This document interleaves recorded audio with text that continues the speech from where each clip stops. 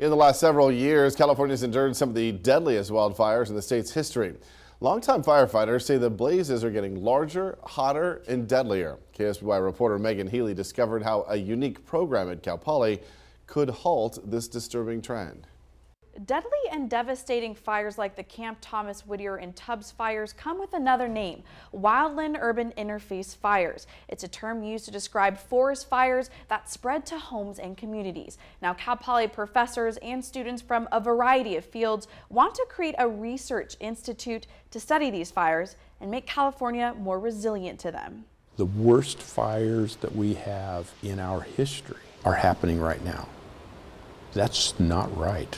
Over the last few years, catastrophic wildfires have become more common. 85 lives and nearly 19,000 structures lost in the Camp Fire. 22 lives and nearly 6,000 structures lost in the Tubbs Fire. 2 lives and almost 2,000 buildings in Woolsey Fire. That's just to name a few. Fires are behaving now like we've never seen before. Very seasoned firefighters are stunned by what they're observing. It's a growing problem many say cannot be solved by firefighters alone. Enter the Cal Poly WUI Fire Institute. It stands for the Wildland Urban Interface Fire Information Research and Education Institute. Former Cal Fire SLO Chief Dan Turner is working with Cal Poly staff, like Wildland Fuels Management Professor Chris Dykes, to create a collaborative space for research, training, and outreach. Gathering information and accumulating information in one place, one-stop shopping, all things WUI. The idea is to bring students, professors, and outside stakeholders together to problem solve like never before. We have fire protection engineering, we have city and regional planning, we have architecture, economics.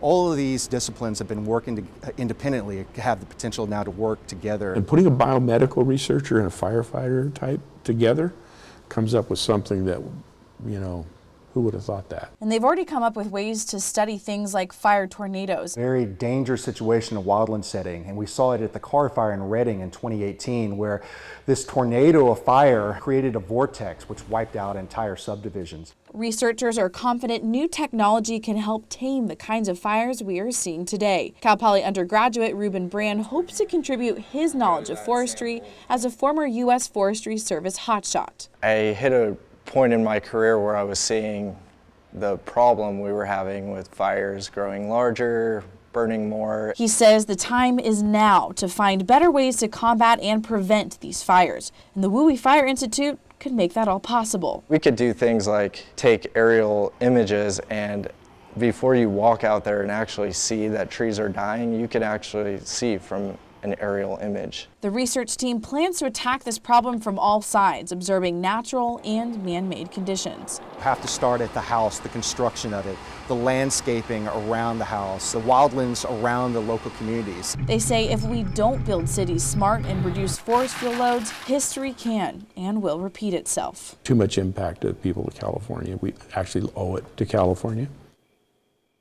The founders of the WUI Institute are ready to put their great minds together. They just need funding. They're talking to government agencies and community leaders about potential grants and hope to start working in fall of 2019. In studio, I'm Megan Healy, KSBY News.